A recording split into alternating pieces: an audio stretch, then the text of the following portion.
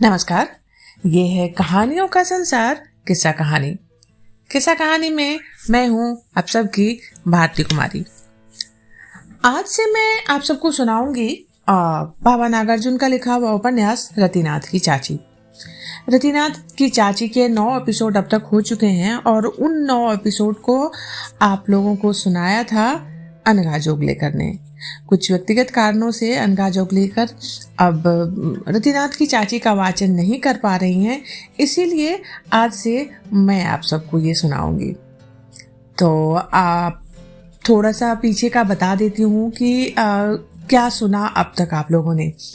संक्षेप में कहूँ तो 10-11 साल का एक बच्चा है जिसका नाम है रतिनाथ, जिसे सब घर में रत्ती कहते हैं। और उसकी माँ नहीं है, उसके पिता हैं जो बहुत उग्र स्वभाव के हैं। वो कभी कभी बहुत बुरी तरीके से अपने बेटे को भी पीटते हैं। और उसकी चाची है, रति की चाची है जो कि विधवा है। उसके चाचा नहीं है और उसकी चाची है, और चाची गर्भवती होती है। रतिनाथ की विधवा चाची गर्भवती हो जाती है। तो ये समाज के लिए बहुत बहुत ही बड़ी बात होती है, खासकर जिस समय का उपन्यास है उस समय के लिए तो और भी बड़ी बात। हालांकि बहुत ज़्यादा परिवर्तन नहीं आया, आज भी ये बड़ी बात ही होगी, बड़ी और बहुत बुरी बात होगी समाज के लिए। तो वो चाची फिर जयनाथ लौट के आता है, क्योंकि जयनाथ कहीं चला गया था। तो जयनाथ यानी रतिनाथ के पिता वो लौट के आता है और रतिनाथ की चाची को लेकर उसके मायके जाते हैं। उसके मायका का नाम है तरकुलवा। वहाँ पे उसकी माँ रतिनाथ की चाची यानी गौरी की माँ उनका गर्भपात करवाने की कोशिश में है, गर्भपात करवाती है उनका वहाँ पे। और इधर रतिनाथ पढ़ने में बहुत अच्छा है, लेकिन उसके पिता का कुछ खास ध्यान नहीं होता उसे पढ़ाने लिखाने में। तो जो एपिसोड 9 था उसमें ये था कि रतिनाथ स्कूल जाना शुरू करता है। तो अगर आप देखेंगे उस समय के हिसाब से जब ये किताब लिखी गई थी तो गांव का स्कूल है जहां संस्कृत माध्यम की शिक्षा है। वहां अमर कोश संस्कृत कौमुदी की बात होती है। तो वो पढ़ने जाता है रतिनाथ, और उसे किताबों से इतना लगाव होता है। और चूंकि उसके पिता किताब खरीद कर नहीं देते हैं, किसी से मांग के पढ़ता है, और कभी काफ़ी बार किताबें फटी भी होती हैं तो वो भी ठीक नहीं करवाता।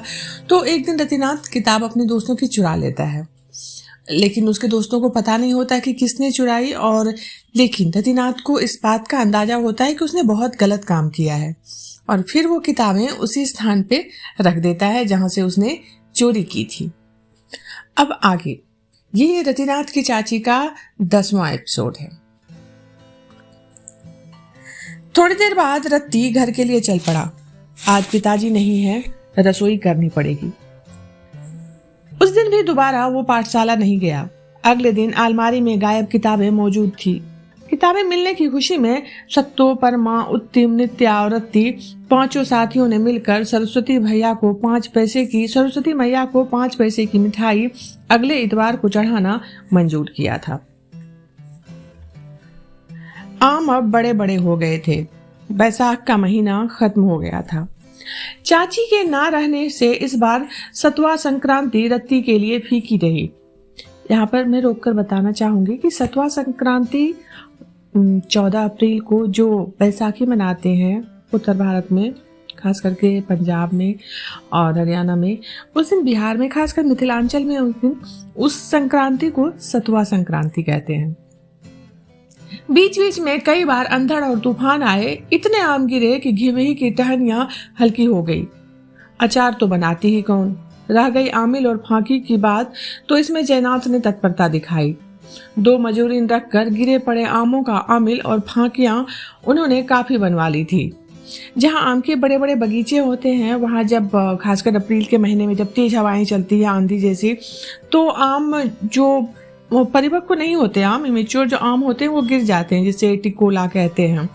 तो उस आम के अब क्या बन सकती है, क्या बन सकता है, क्योंकि उसमें चूंकि उसका जो सीड होता है, गुठली वाला भाग कड़ा नहीं होता, फिर भी उससे अचार बनते हैं। और आमिल से अर्थ है यहाँ खटाई, जो जैसे अमचूर पाउडर बनता है जिस चीज का, उसका सॉलिड फॉर्म ठोस होता है वो कच्चे आम को सुखाकर रख लिया जाता है। कच्चे आम के छिलके उतारकर उसे सुखाकर टुकड़ों को रख लिया जाता है, प्रिजर्व कर लिया जाता है कि ताकि आगे किसी चीज में खटाई की जरूरत पड़े तो उसका हम व्यवहार कर सके।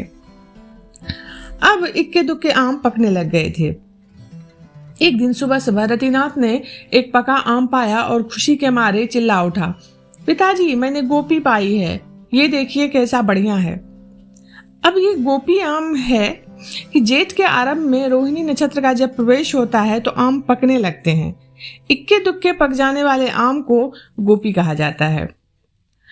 यहाँ मैं श्रोताओं को बताना चाहूंगी या कहना चाहूंगी कि जिस किसी का भी बचपन गांव में गुजरा हो, खासकर गांव में ना भी हो तो जो बगीचे के आसपास, आम के बगीचे के आसपास, वो इस घटनाक्रम से अपने आप को अच्छी तरह से जोड़कर देख पाएंगे कि जब आम के जब मंजर आते हैं, फिर वो छोटे छोटे फल बनते हैं और उसकी खटाई बनती है, और जब आम पकने का एकदम शुरुआत होती है पकने की, तो वो जो पहला आम जो गिरता है पक के, तो वो अलग सी खुशी होती है। और उसी आम को यहाँ पर गोपी कहा गया है। घर के अंदर से ही जयनाथ ने आवाज दी, अरे सूंघ मत लेना, भगवान को भोग लगाएंगे। अब बगीचे से पहला आम मिला है तो पहला आम निश्चित रूप से भगवान को भोग लगाया जाएगा। रत्ती ने वो आम लाकर फूल डाली में रख दिया। इस बार शुभंकरपुर में आम खूब नहीं फला था। जिनके बाग में 10-5 भी कलमी पेड़ थे उनकी तो बात नहीं, लेकिन बिज्जू के पेड़ जिनके बाग में थे उनके लिए सचमुच ही आम कम था। जयनाथ के पिता एक कलकतिया और एक मालदह का कलम लगा गए थे। सेवा नहीं होने के कारण ये दोनों पेड़ प्रौढ़ होने से पहले ही बुढ़े हो रहे थे। कुछ डालें सूख गई थी, कुछ में टहनियां कम थी, फिर भी 100-200 आम हर साल वे देते थे। मालदह यानी कि लंगड़ा का पेड़ लंबा नहीं फैला हुआ था। अब जयनाथ नहीं रहते उस समय मालदह की टेढ़ी मेढ़ी डालों पर रतिनाथ का एक छत्र राज रहता। टोल पड़ोस के 5-7 लड़कों को बुलाकर खेलने लग जाता था, और इस बार तो मालदह में गिने गिनाए 50 आम बचे थे। मालदह आमों का राजा है, जिसने एक बार खाया है उनका कहना है कलकतिया फलने में बहादुर होता है। लेकिन जयनाथ का कलकतिया अपने मालिक की लापरवाही से चिढ़कर कसम खा बैठा है कि कम से कम फलो। इससे क्या, आम के अपने पेड़ फले या ना फले, जयनाथ ब्राह्मणों की भिक्षावृत्ति के बहुत बड़े प्रशंसक थे। राजा बहादुर की ड्योढ़ी के चारों ओर सैकड़ों बीघा कलम बाग थे।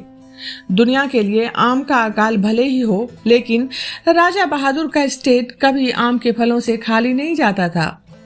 10-10, 5-5 करके भी फलते तो लाखों फल निकल आते। बम्बई आम जेठ से ही पकने लगता है और बथुआ ठेठ कुंवार तक जाता है। ये आम की वैरायटीज हैं। बम्बई जो एकदम शुरू में पकता है, और बथुआ ठेठ कुंवार मतलब जब बरसात की शुरुआत हो जाती है तब तक जाता है।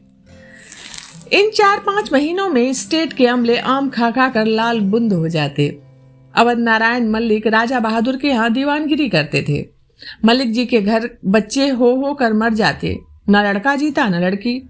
तारा बाबा के आदेश से दीवान जी साधु ब्राह्मणों की बड़ी सेवा करते थे। जयनाथ पर तो उनकी खास कृपा थी, पर कई बार मल्लिक जी के यहाँ महामृत्युंजय का जप कर चुके थे। दक्षिणा के अलावा 2 धोतियां, कंबल का आसन, अर्घा, पंचपात्र, आचमनी, तांबे की पवित्री मिला करती। जितने दिनों तक ये जप चलता, तस्मई यानी कि खीर और पकवानों से एक भुक्ति होती। जयनाथ को मल्लिक जी का बड़ा भरोसा था। जब जाते शास्त्र पुराण की बात सुनकर कोई न कोई चीज या 1-8 रुपया ले आते। दीवान जी की तीसरी पत्नी का मायका मानिकपुर में था और जयनाथ की भी शादी वहीं हुई थी। गांव के रिश्ते से वो जयनाथ की सरबेटी होती थी और इन्हें फूफा कहा करती। इस प्रकार मल्लिक जी के परिवार में जयनाथ का प्रवेश हो गया था। अब दुनिया में चाहे आम फले या ना फले, मल्लिक जी बरकरार रहे, जयनाथ को और क्या चाहिए। 8-10 दिन बीतते बीतते घिवई के आम पक पक कर पटपटाने लगे। दिन भर की प्रचंड गर्मी, दोपहर रात तक की ठिठकी हरा, और उसके बाद रात्रि शेष में जब दक्षिण पवन ग्रीष्म ऋतु की श्रांत शिथिल अलग कृति नटी के सिमटे वे आंचल को फरफराने लगता तो घिवही के विशाल वृक्ष की निस्पंद टहनियां उच्छ्वासित हो उठती। टप टप करके आम गिरने लगते। पूर्वी आसमान में शुक्र तारा अपने मधुर उज्जवल प्रकाश के दिग्बंधुओं को ललचाता हुआ अचानक ही उगाता कि रत्ती की आंखें खुलती। वो पेड़ के नीचे जाकर आम चुनने लगता। एक एक करके बीती बातें उसे याद आती।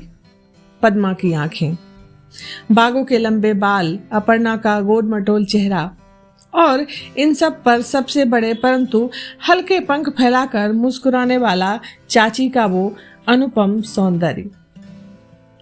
आसिन की धुली धुली रातों में इन लड़कियों के साथ वो छुटपन से ही हर श्रृंगार के फूल चुनता आया है। बाप की मार खाकर यही वजह है कि घंटों खड़े होकर माँ की याद में उसने आंसू बहाए हैं। यही जगह है कि चाची की अशीष सहानुभूति का अधिकृत उत्तराधिकारी की भांति हृदय से उपभोग किया है। तब तक जयनाथ भी उठ जाते और अच्छी तरह पौ फटती। फिर बिहान हो जाता। बिहान का अर्थ है सुबह। पूर्वजों के खुदवाए हुए अपने छोटे पोखर की हल्की लहरों पर जब रतिनाथ बाल रवि की किरणों को मचलता देखता तो एक प्रकार की सिहरन से उसका रोम रोम कंटकित हो जाता। जयनाथ का उमानाथ की मां पर तो ध्यान था ही, फिर भी तारा बाबा ने जो यंत्र दिया था उसे उन्होंने तरकुलवा नहीं भेजा। लिफाफा में भेजने से यंत्र का प्रभाव घट जाता। शूद्र के द्वारा इसे भेजा नहीं जा सकता। अंततोगत्वा जयनाथ ने तय किया कि रत्ती को तरकुलवा भेज दें। कुल्ली राउत को साथ कर दिया। ये खवास 70 साल का था। बातचीत, रंग ढंग और बनाव देखाव ऐसा था कि अपरिचित लोगों को भ्रम हो जाता ये ऊंची जाति का कोई आदमी है। उसे संस्कृत के कई स्तोत्र याद थे। जनेऊ का मंत्र वो जानता था और कहते संकोच होता है गायत्री भी उसे आती थी। संकोच इसलिए कि जिस गायत्री के लिए ब्राह्मण वटुकों का उपनयन संस्कार होता है और जो सिर्फ द्विजों की चीज है, उस महान प्रणव को एक शूद्र जान जाए ये असह्य है। जाने कैसे उसने सीख ली थी। जयनाथ से इस बात की किसी ने शिकायत की तो वो फुफकार उठे, साले की चमड़ी उधेड़ लूंगा, शूद्र है तो शूद्र की भांति रहे। तरकुलवा के रास्ते पर दरभंगा महाराजा का एक बड़ा सा पोखर पड़ता था। वहीं रत्ती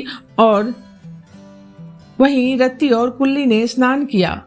रतिनाथ ने जल्दी जल्दी संध्या की तो कुल्ली राउत ने टोका, बबुआ तुम नीलवाधव उपाध्याय के वंशधर हो, फिर अपने कर्म धर्म में इतनी हड़बड़ी काहे दिखाते हो? कहीं कोई जान जाएगा तो शुभंकरपुर की हंसी होगी। रत्ती ने जवाब दिया, अरे यहाँ कौन देखता है, देखना चलकर तरकुलवा में, घंटा भर नाक न दबाए रहा तो जो को हो। राउत ने मुस्कुरा कर कहा, लो बाप का गुण सीख गए ना। जयनाथ भी जब दूसरी जगह जाते हैं तो 4-4 घंटे पूजा करते हैं। रत्ती को ये बात लग गई। ऊपर से उसने कहा, चलो राउत धूप कड़ी हो जाएगी। दोनों चले, लेकिन रास्ते भर रतिनाथ यही सोचता रहा कि राउत का कहना गैर वाजिब तो नहीं था।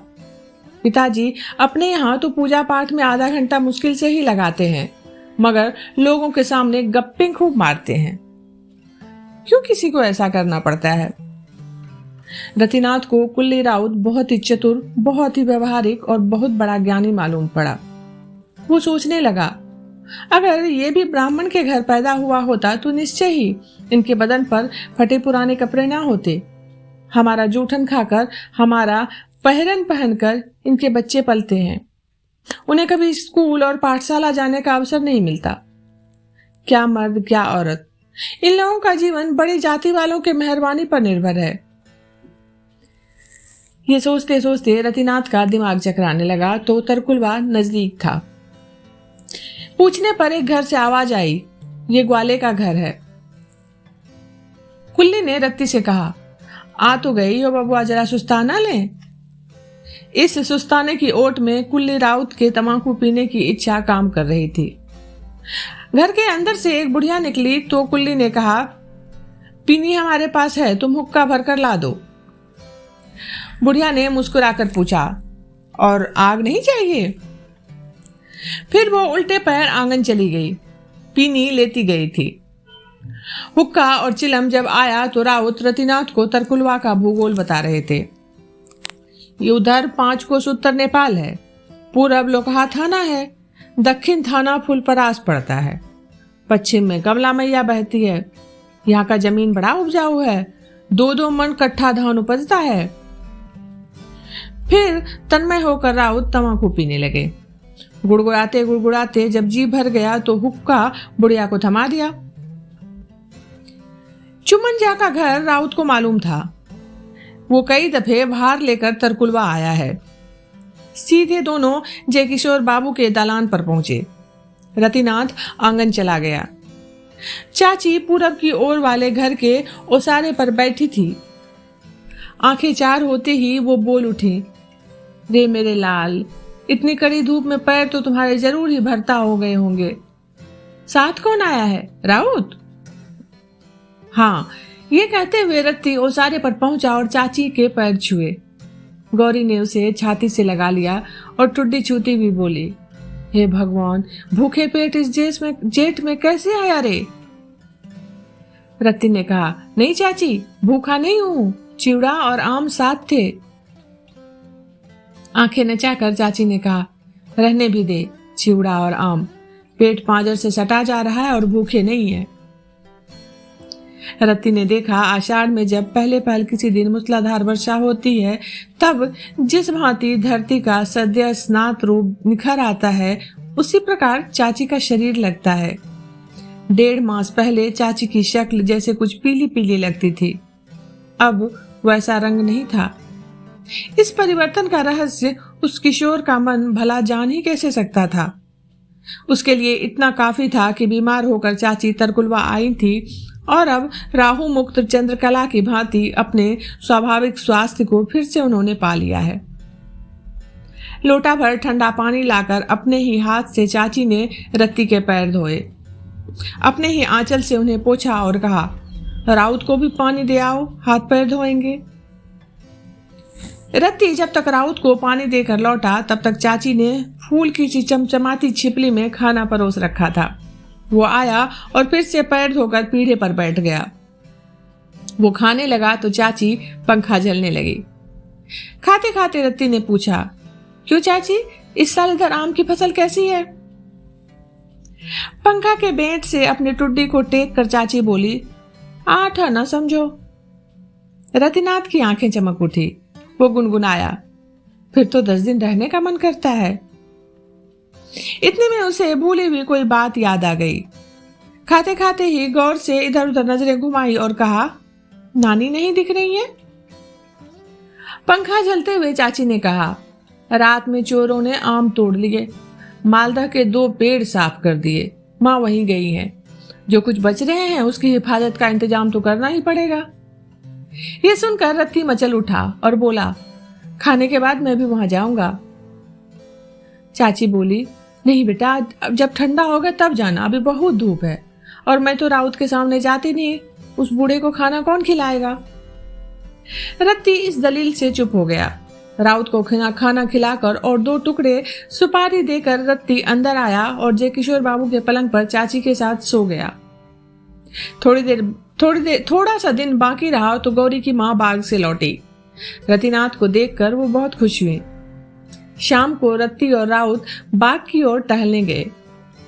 बंबई आम जा रहा था और मालदा का पकना शुरू हो गया था कि इन मौके पर चोरों ने धावा किया।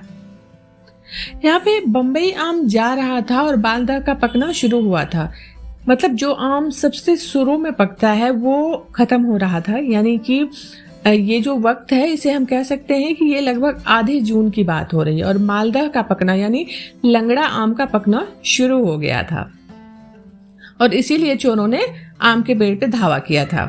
फिर भी 150-200 बच रहे थे। दोनों ने घूम फिर कर सारा बाग देखा।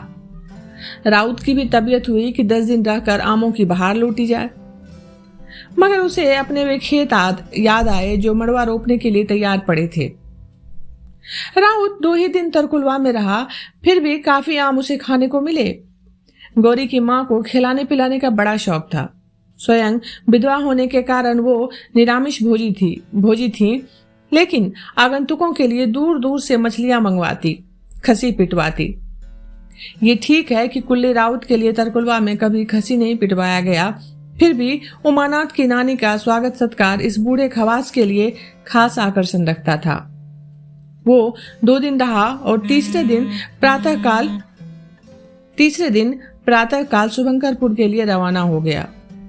चाची ने जयनाथ के लिए 10 बम्बई और 10 मालदा आम दिए थे।